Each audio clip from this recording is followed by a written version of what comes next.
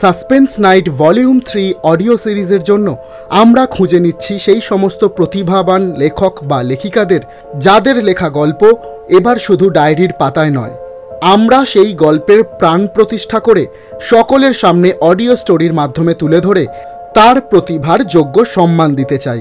Suspense night volume 2 শেষ হওয়ার পর থেকেই বহু গল্প আমাদের কাছে আপনারা লিখে পাঠিয়েছেন, তার জন্য আপনাদের সকলকে অসংখ্য ধন্যবাদ।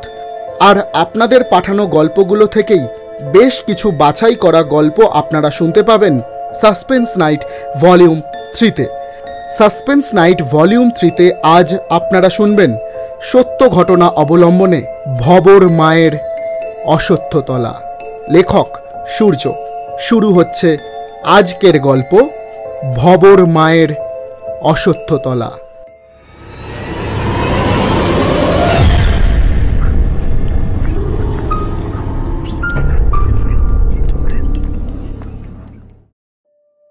কলকাতায় বসবাস করে ভূতে বিশ্বাস বা ভূতে ভয় পাওয়া একেবারেই অবাস্তব, কিন্তু কিছু কিছু ব্যাপার থাকে যেগুলো সত্যিই অবিশ্বাসের বাইরে।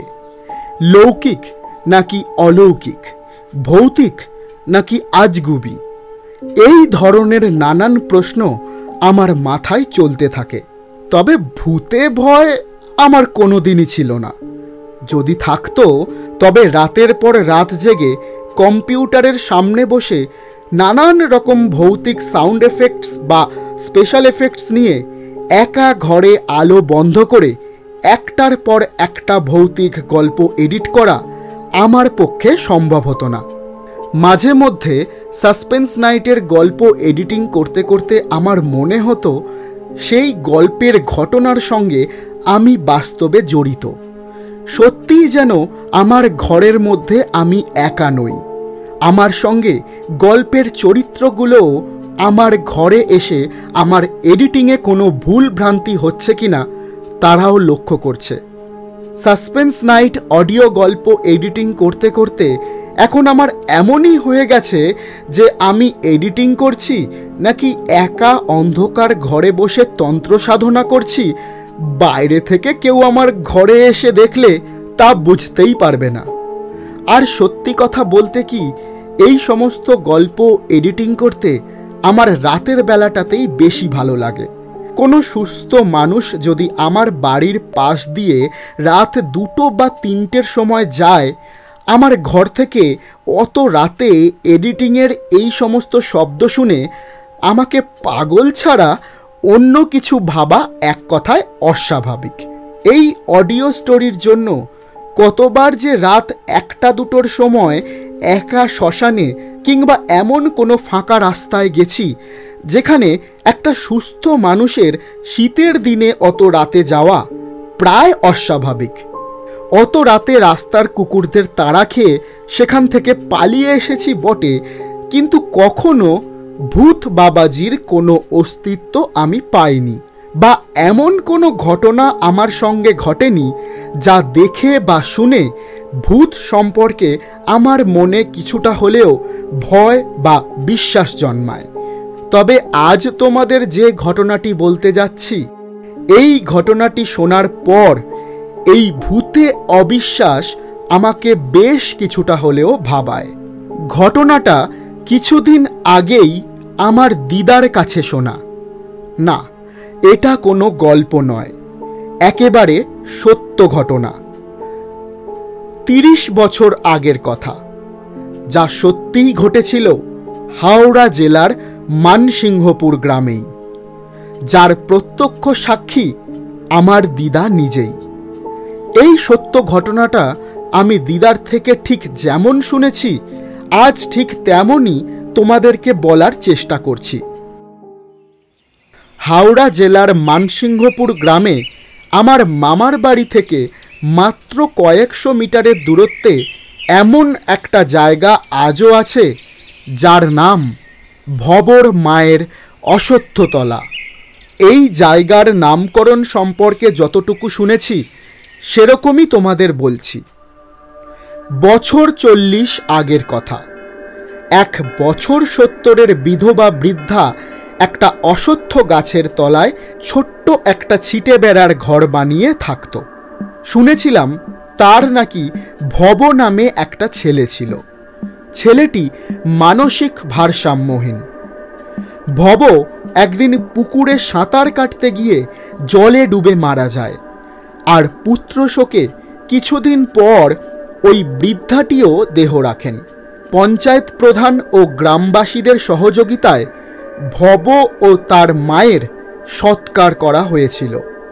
সেই থেকেই এই জায়গার নামকরণ হয় ভবর মায়ের অশ্বত্থতলা।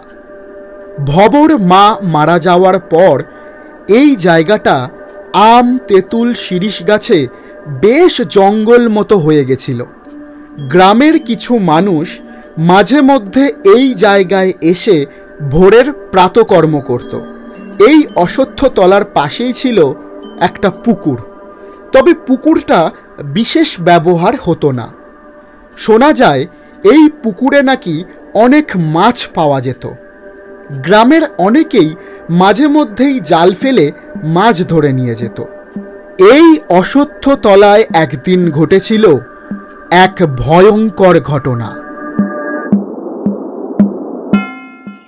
নিদ্রা নামে 1 বছর 45-এর মহিলা তার 2 ছেলে, 1 মেয়ে ও স্বামী নিয়ে বেশ সুখে স্বাচ্ছন্দ্যেই দিন কাটাচ্ছিল। স্বামী কর্মসূত্রে বেশিরভাগ দিন কলকাতাতেই থাকত। সপ্তাহে শনিবার করে বাড়ি যেত, আবার সোমবার সকালেই কলকাতায় চলে আসত। পরিবারের মধ্যে কোনো অশান্তি তো দূরের কথা, গ্রামবাসীরা কেউই তার বাড়ি থেকে জোরে কথা বলার আওয়াজও শুনতে পেতেন না। ভদ্রমহিলাও বেশ শান্ত স্বভাবের ছিল। গ্রামের ছোট থেকে বড় সকলের সঙ্গেই তার খুব ভালো সম্পর্ক ছিল। হঠাৎ একদিন ভোরবেলায় এই ভদ্রমহিলা বাড়ি থেকে নিখোঁজ হয়ে গেলেন। সারা গ্রাম জুড়ে হৈ হৈ পড়ে গেল। তিনি এতটাই ভালো মানুষ ছিলেন যে গ্রামের সবাই ওনার এই নিখোঁজের খবর পেয়ে হা হুতাশ করতে লাগলেন। নিদ্রার স্বামী তপনকে গ্রামের রমেন খুড়ো সমস্ত ঘটনা ফোন করে বলার পর তিনিও তাড়াতাড়ি করে গ্রামে চলে এলেন।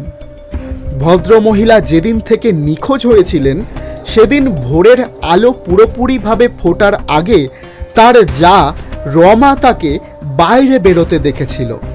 ডেকেও ছিল পেছন থেকে 2-3 বার, কিন্তু নিদ্রা কোনো উত্তর না দিয়েই বেরিয়ে গিয়েছিল। রমা ভেবেছিল হয়তো কোনো বিশেষ কাজে বাইরে যাচ্ছে, তাই আর পিছনে ডাকেনি। যদি জানতো যে বাড়ি থেকে চলে যাচ্ছে তাহলে হয়তো অবশ্যই তাকে আটকাতো। অবশ্য রমাও বা তখন কি করে জানবে যে এত বড় একটা ঘটনা ঘটতে চলেছে তার ছোট যা নিদ্রার সঙ্গে। নিদ্রা নিখোঁজ হওয়ার দিনেই পুলিশকে জানানো হয়েছিল। পুলিশের মতো করে খোঁজাখুঁজিও শুরু করে দিয়েছিল, আর গ্রামবাসীরা তাদের মতো করে। কিন্তু 5-5টা দিন কেটে যাওয়ার পরেও নিদ্রাকে আর খুঁজে পাওয়া গেল না। এই ঘটনার 7 দিন পর সজল নামে এক গ্রামের যুবক ভোরের প্রাতকর্ম করার জন্য ওই ভবর মায়ের অশ্বত্থতলার কিছুটা দূরের জঙ্গলে গিয়েছিল। সকলের বাড়িতে শৌচালয় থাকলেও গ্রামের বেশিরভাগ ছেলেরাই সকালের প্রাতকর্ম এরকম মাঠে ঘাটেই সেরে থাকেন। সজল প্রাতকর্ম করার সময় তার নাকে এলো একটা পচা গন্ধ। এদিক ওদিক দেখতে দেখতে হঠাৎ তার চোখে পড়ল একটা লম্বা তেঁতুল গাছের উপর একটা শাড়ি জড়িয়ে আছে, আর সেই শাড়ি থেকে আঠা জাতীয় কিছু টপ টপ করে শব্দে মাটির শুকনো পাতার উপর পড়ছে। সজল বেশ কিছুটা ভয় পেয়ে দৌড়ে গিয়ে গ্রামবাসীদের ডেকে আনল। গ্রামবাসীরা এসে দেখল উঁচু তেঁতুল গাছের ডালে যে শাড়িটা ঝুলছে সেটা নিদ্রার শাড়ি, আর শাড়ি থেকে টপ টপ করে পড়ছে তার পচা গলা দেহ।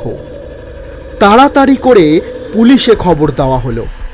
পুলিশ ও গ্রামবাসীদের সহযোগিতায় কোনো রকমে সেই পচা গলা দেহটাকে উঁচু তেঁতুল গাছের ডাল থেকে নামিয়ে আনা হলো। পচা গলা দেহটা দেখে অনেকেই সেখানে বমি করতে শুরু করে দিল, অনেকেই মাথা ঘুরে পড়ে গেল। পুলিশের তদন্ত অনুযায়ী পুলিশ প্রাথমিকভাবে বলেছিল কেউ খুন করে গাছে ঝুলিয়ে গেছে, কিন্তু মাটি থেকে অন্তত পক্ষে 20-25 ফুট উঁচু তেঁতুল গাছের ডালে তাকে এভাবে কোনো মানুষের পক্ষে ঝোলানো তো সম্ভবই না। আর তার থেকে বড় কথা, নিদ্রার সঙ্গে গ্রামের কোনো মানুষের যে শত্রুতা থাকতে পারে এটা গ্রামের সকলের কাছেই প্রায় অবিশ্বাস্য। পুলিশ সেই পচা গলা দেহটা প্লাস্টিকে মুড়ে ময়নাতদন্তের জন্য নিয়ে গেল। বিকালের দিকে রিপোর্ট এলো। রিপোর্ট বলছে না, তার শরীরে কোনো রকম খুন করার ক্ষতচিহ্ন পাওয়া যায়নি, এমনকি আত্মহত্যারও বিন্দুমাত্র কোনো লক্ষণ নেই। গ্রামের সবাই বলা বলি করতে লাগলেও নিদ্রা নিশ্চয়ই নিশির ডাকে সাড়া দিয়েছিল, আর এই নিশির ডাক তাকে এই ভবর মায়ের অশ্বত্থ তলায় নিয়ে এসেছিল। এই ঘটনার এত বছর পরেও গ্রামবাসীরা ভবর মায়ের অশ্বত্থ তলার পাশের জঙ্গলে প্রাতকর্ম তো দূরের কথা, সন্ধ্যের পর ওই পথ দিয়ে কেউ একা যেতে আজও সাহস পায় না।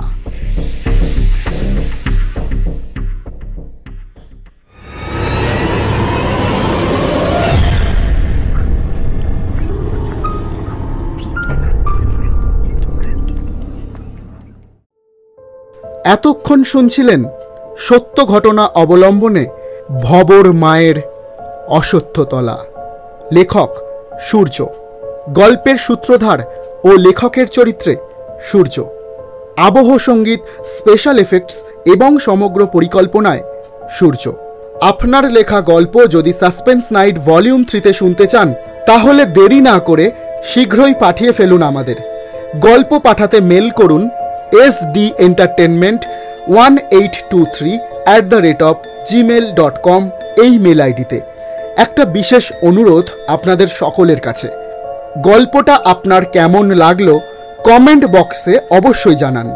আর যদি আমাদের ইউটিউব চ্যানেলের আপনি নতুন সদস্য হন তাহলে প্লিজ চ্যানেলটা সাবস্ক্রাইব করে পাশে থাকা ঘন্টাটা বাজিয়ে আমাদের পাশে থাকুন।